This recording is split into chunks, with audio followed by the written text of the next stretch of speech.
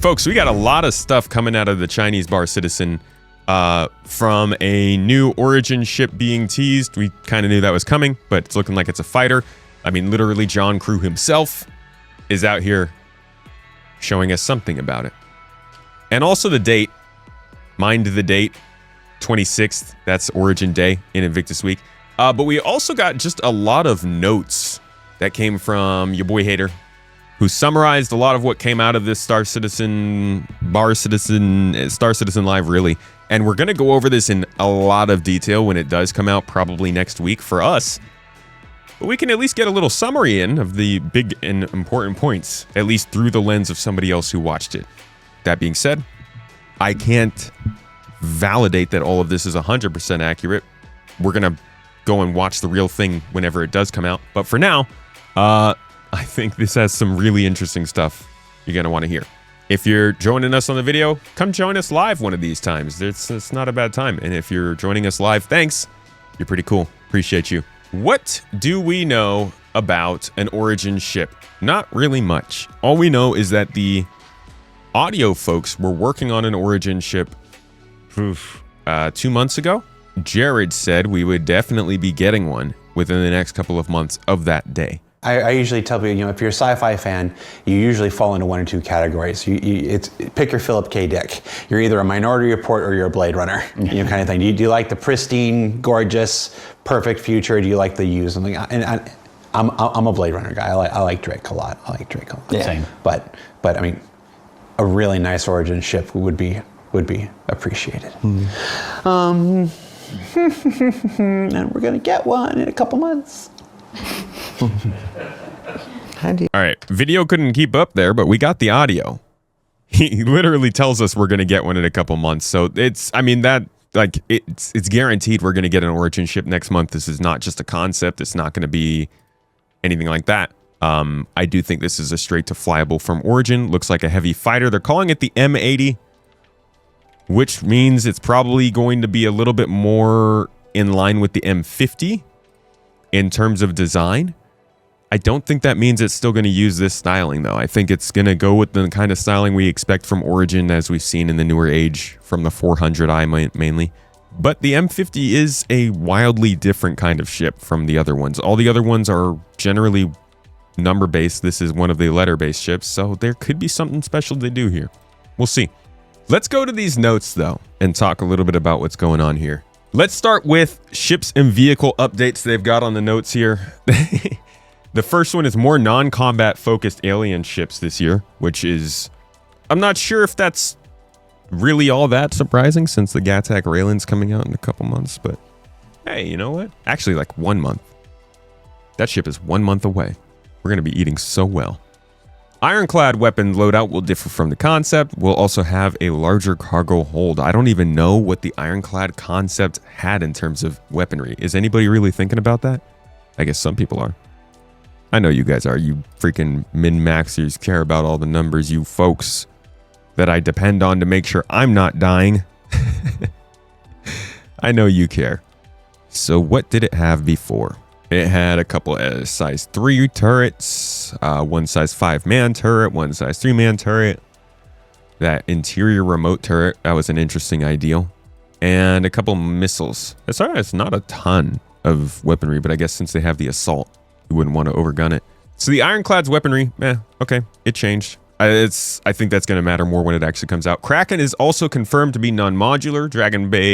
Dragonfly Bay was moved downstairs and connects to the cargo hold. I'm going to kind of skip the ones that I don't really care that much about here, because honestly, I don't want to make this a whole video thing. I kind of just want to cover the ones that I think are mainly worth highlighting from my perspective. You guys can go and search for this stuff more yourself.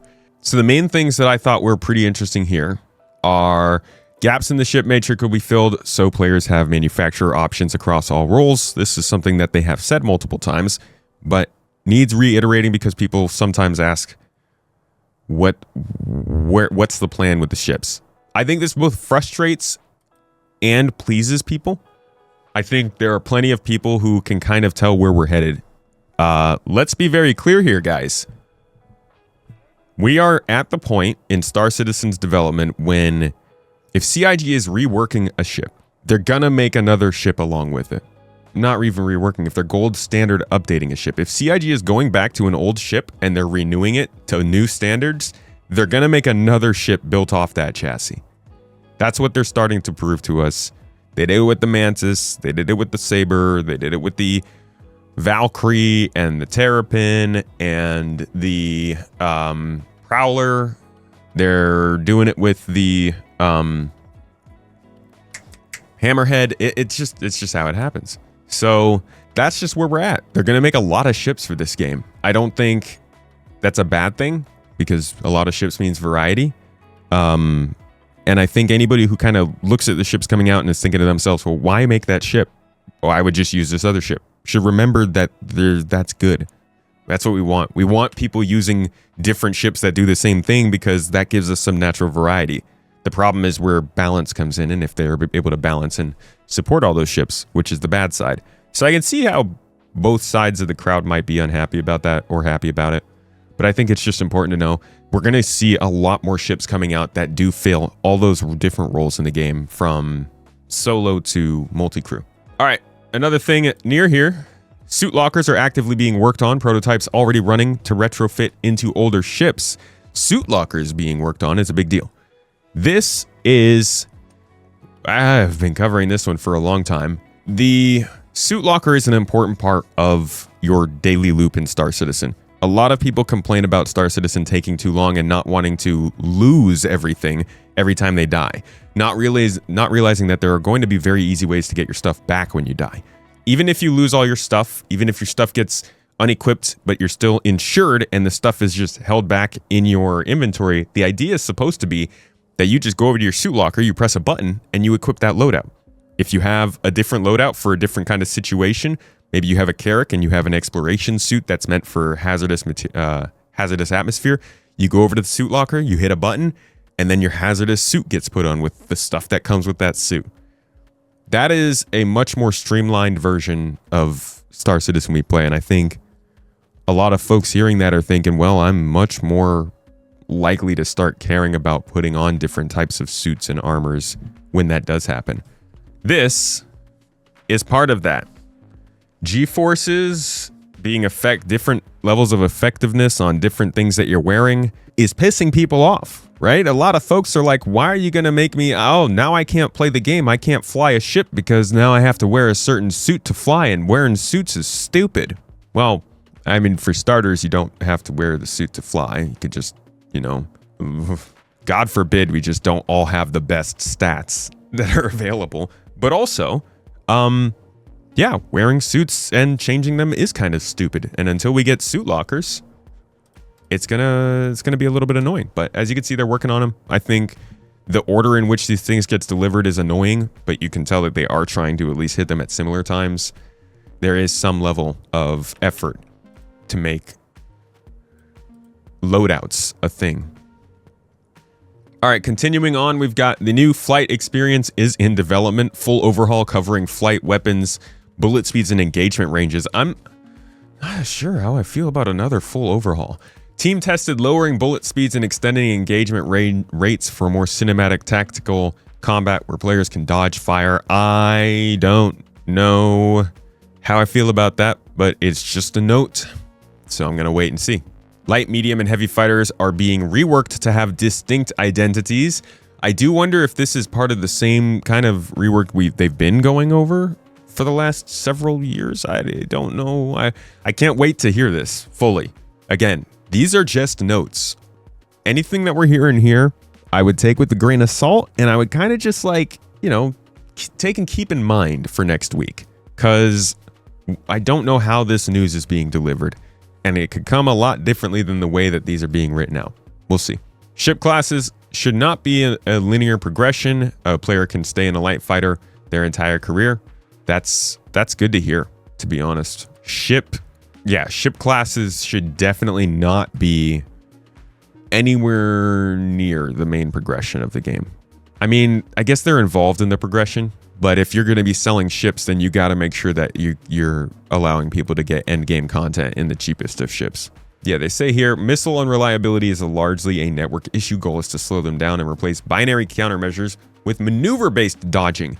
Bro, that just makes me think of like shunting your ship off to the side with jets. I know they're not going to do that. That would be insane. But I'm wondering what that's going to turn into, what that's going to look like. Missiles and torpedoes use a similar flight model as ships do and are affected by atmosphere. We know that. They use IFCS. Okay, here's a big one. The current armor system is a placeholder for Maelstrom, which will replace health pools with physical material simulation. Current armor tuning is groundwork for that. This is a big one people have been saying. Do a barrel roll. Holy crap, you're right. The freaking Star Fox 64 barrel roll thing. This is a big ol' one. This is a big thing that was coming out when they started to implement the armor stuff that they were bringing into ships in 4.7, I think it was. It was kind of in with engineering, though, the armor stuff that they've been doing. It is nowhere near the full thing. For those of you who went through some of the same gut-wrenching statics classes that I did, you will be happy to hear that they're going to be using counter-levered beams as static force representations on just about everything. Not everything. Everything ship and like player created. The idea, imagine Battlefield Bad Company, but across the whole game. At least across like buildings and ships. I don't know how much they're going to have to dumb this down to make this work, because I do think they are. Network related. This is insane.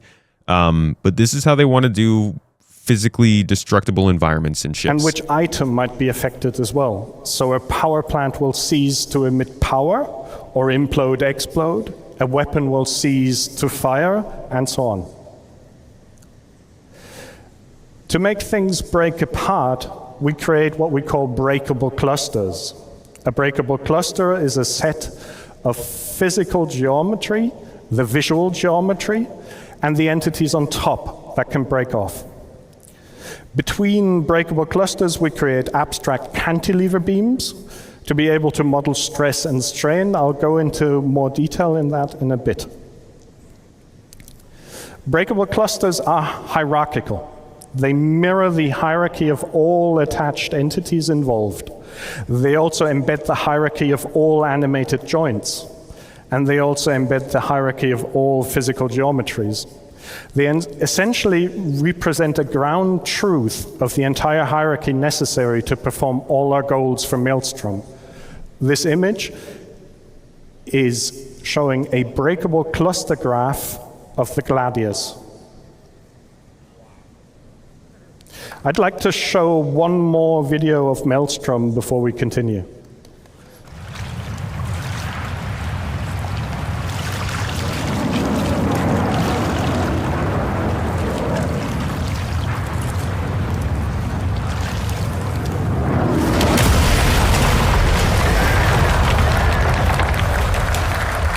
Destruction! So I'm guessing a lot of questions spring to mind of like, what the heck does this imply for this entire game, given everything else that we know about the game? I can't answer those questions for you, and they haven't either just yet.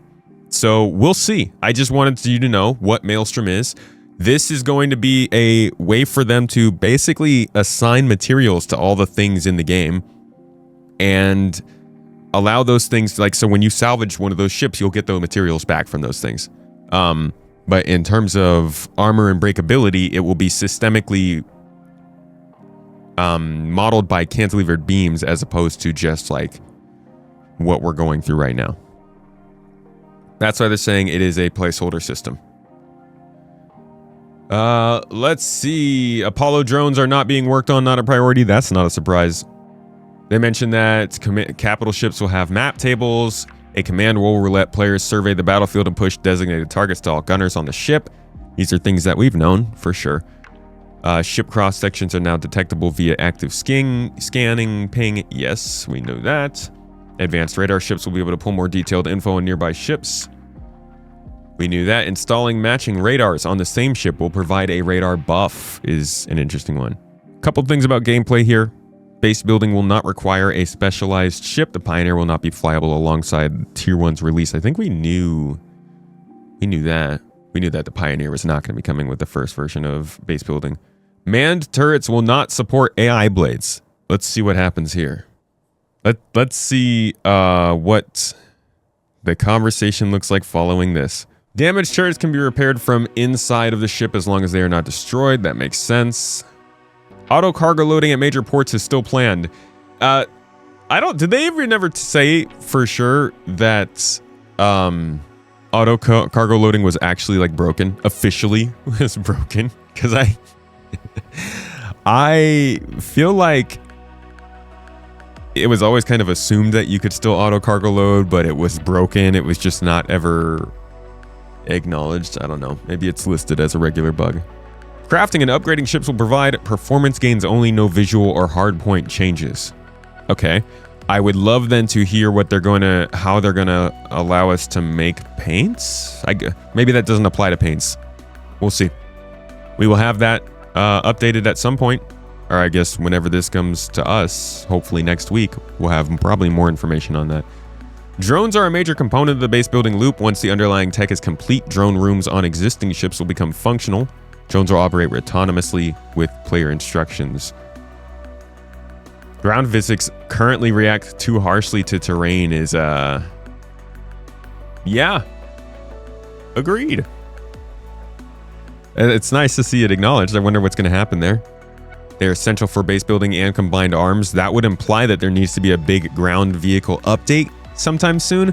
But ground vehicle updates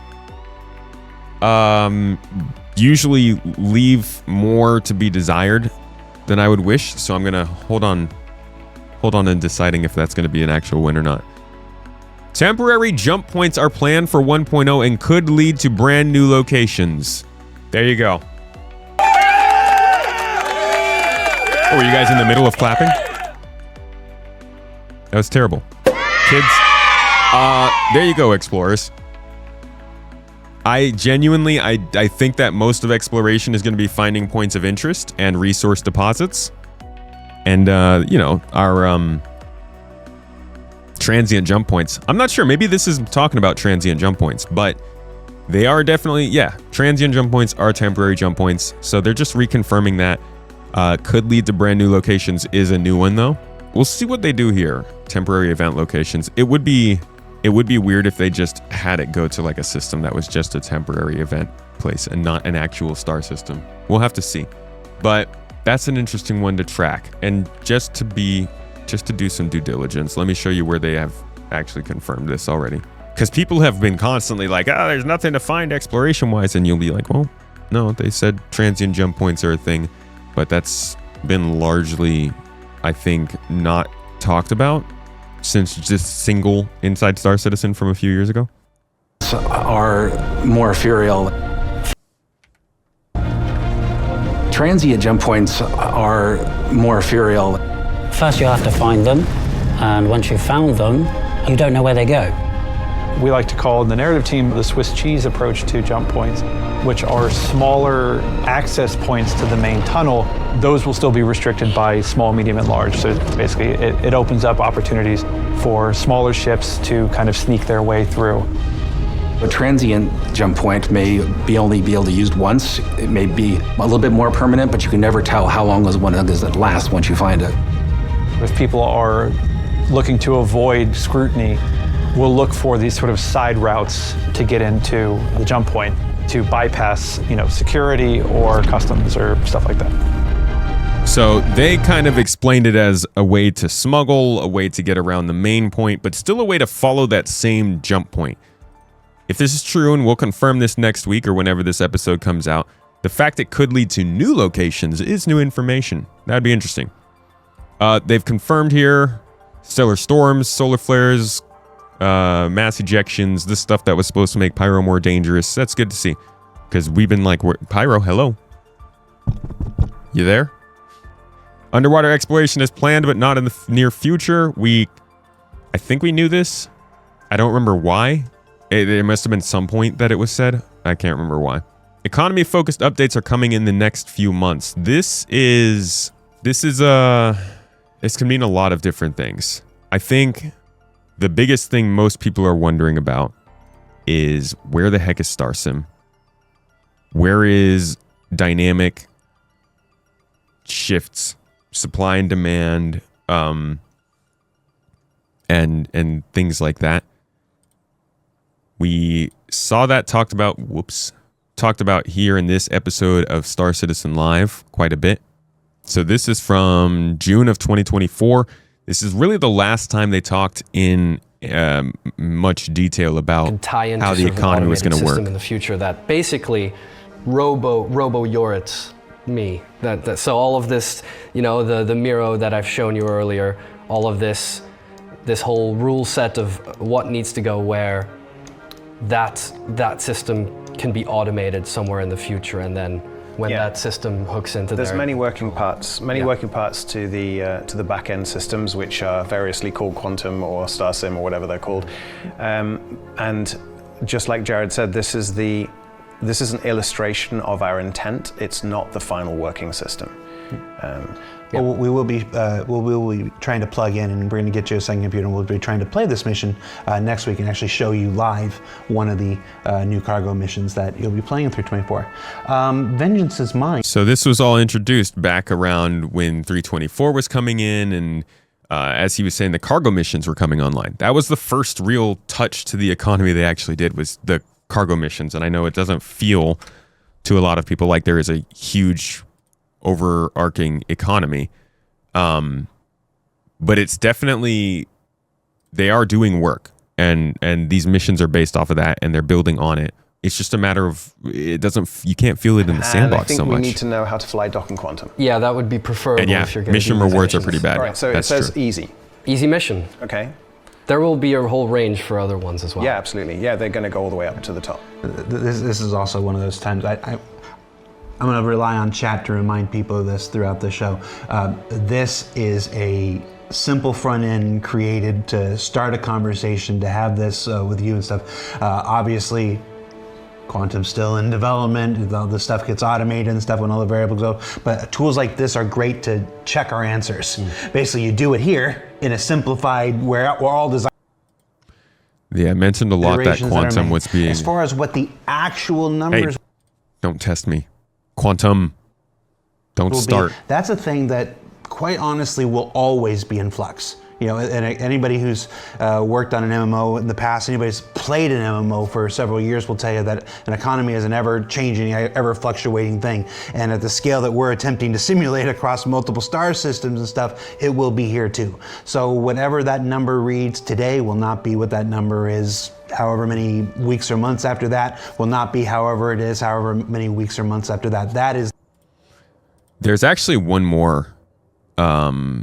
There's one more video I actually want to show you guys of... I don't even remember what video it is. It might be this one. If it's this one, then... Yes, it is this one. Awesome. Okay. Same guy who was just talking, Nick. He actually does give a pretty solid answer here to the people who are worried about the player economy and how that's going to work. Let me see if I could find it. The beacon system is something which provides for players to contract other players, and it's a system we will be looking to expand upon in the future. And personally, I think that this side of the economy is fundamental, given that we are having a hybrid economy, so player driven.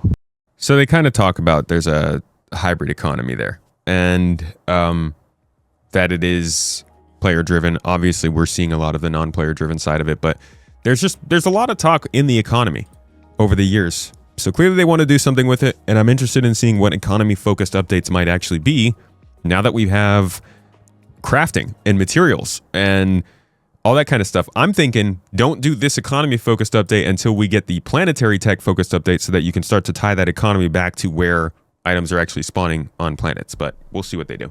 Food buffs, food and medical fabricators, research gameplay, all these things coming sometime. Dynamic server meshing is expected to resolve a portion of current instability. We've heard that. Features are now being rolled out in smaller increments. Too many changes with engineering made feedback impossible to parse. See, these are the kinds of things I really miss from their old postpartums. You've been around a while, you remember they used to do these postpartum like posts. Postmortem, sorry, not postpartum. postnatal. They would do this where they would tell us kind of what happened in the patch that went well, what didn't go well, what they want to do differently, and then they just did. I think they did it for like 3 or 4 updates, and then they just stopped. And it's like, this is genuinely exactly what a lot of people are joining Star Citizen for, because they want to see how the pie is made. And it's very cool to hear you guys talk about an update and then release an update, but we don't have any way to go back and check on this stuff. Like, we can, obviously we could go back into the patch and play it and see how it is, but it's not the same as getting their perspective on it or how they're going to change their goals on it and our ability to talk about what they want to do with that stuff afterwards. So reading stuff like this helps us understand why they're going to do different things in different ways going forward. And I wish they would give us more information like this. It was pretty clear that engineering was just too many things at once, even though they had already broken it up into multiple spots. Like, we haven't gotten half of what engineering is supposed to be. We don't have batteries. We don't have gravity support. We don't do any hacking into the engineering system. Life support is, I guess life support has come along.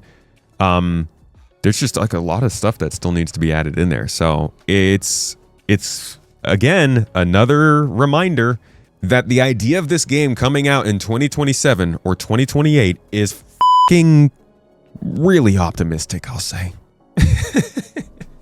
I'll say super optimistic, because it's just like, these are all really big features. We'll see what they do. What are LLM-based NPCs? That would be like NPCs that are running off of machine learning that probably reacts to whatever is going on in front of them. They say here that they are being explored, but not soon. I don't know what they'll be doing there. I don't know. We already know that they're probably using LLMs for their planet tech. Gamepad support needs a full rework, including UI for the PU. Squadron improvements will be ported to the PU. It better be working for the freaking Squadron already. I can't wait till the gamepad works reliably. I love playing on a gamepad. Sue me for it. It's comfy. I like it. Many combat and vehicle features were built for Squadron 42 first. Porting them to the PU is significantly more complex due to its MMO nature. That is... See, it all sounded real nice over the years of like... This is what happened in 2023. You guys remember CitizenCon 2023? In fact, I could go to Woo Club. My dude did his little list here. I don't remember the last time he updated this. I think maybe he says it. No, I don't think he says the last time he updated this. But he was tracking how many things they released from the 2023 list, and they didn't get most of it. And that is probably because of this very thing. Porting the PU. Porting those Squadron 42 features over is freaking hard. And it's taken them longer than they thought it would. And that's why we're just now seeing the features that we were expecting in 2023 landing now. Like, go back to this one. Life in the first person. To get close to surfaces. Hey, look what it is. To walk across them. So we can see that in this video here.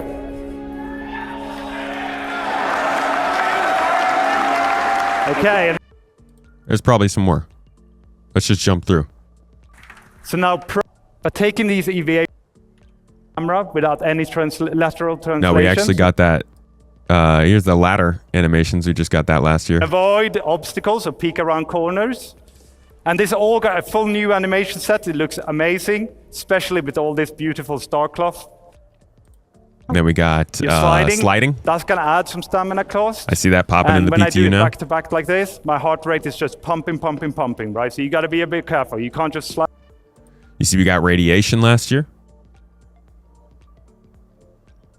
In addition to this active status system, and we need to look at the bottom left here. So in the middle, you got the amount of radiation that being pushed on your body. If you have a directional source, it's based on your body surface and your distance to that source. So by going behind the cover... Bet we'll start to see some more wear and tear this year. The parts that have been added in, I think, are still getting the actual good bits from Squadron. So the geometry isn't the only thing that... Gemini pistol in the little window, and I worn one in... I bet you we're going to see this popping into the PTUs sometime soon. Here because it's very worn, right? It's telling you, you know, it's time to get this one changed. And you should be able to hear the audio as well. So these kinds of things, we've been seeing this already. Again, it's nice to hear them talk about this stuff as a post-mortem because we can already see them. It's just good to like be able to match that with the actual word on the ground. We're adults, you know? I get delays. We get delays. Okay, it's going to happen. The delay is going to happen whether we know why it's happening or not. I just really, really wish we would hear more of that kind of stuff as it's happening, or at least within like short order afterward. A couple other things here. People asked questions about ships that they did not answer. But really the information I just gave you was kind of the significant bits that I wanted to go over there. Honestly, I think it's some interesting stuff, and I can't wait to see the whole video. I'm sure there's other little bits we can probably get out of there. But man, I'm pretty pumped. I'm pretty pumped for the rest of this year of the game. They're making some good moves in development. Maybe it's some stuff I don't like. Maybe it's stuff I love. What I can definitely say is that it's actual stuff. Oh man, and for years and years it was not. I mean, for years and years it was a lot of work, and I appreciate the hell out of the work that the team was doing. The devs have put in a lot of time to try and get to this point. And the only reason we're seeing these features develop now is because they have put in so much time into the engine, into the foundation, into learning and building the documentation and building up their teams. And I love that. I appreciate them for that. But now we can finally see it landing in our hands. And that's really nice. So I hope you enjoyed those notes. Hope they're not considered a leak since it's, you know, CIG putting out information, but we'll see how it's regarded. Cheers.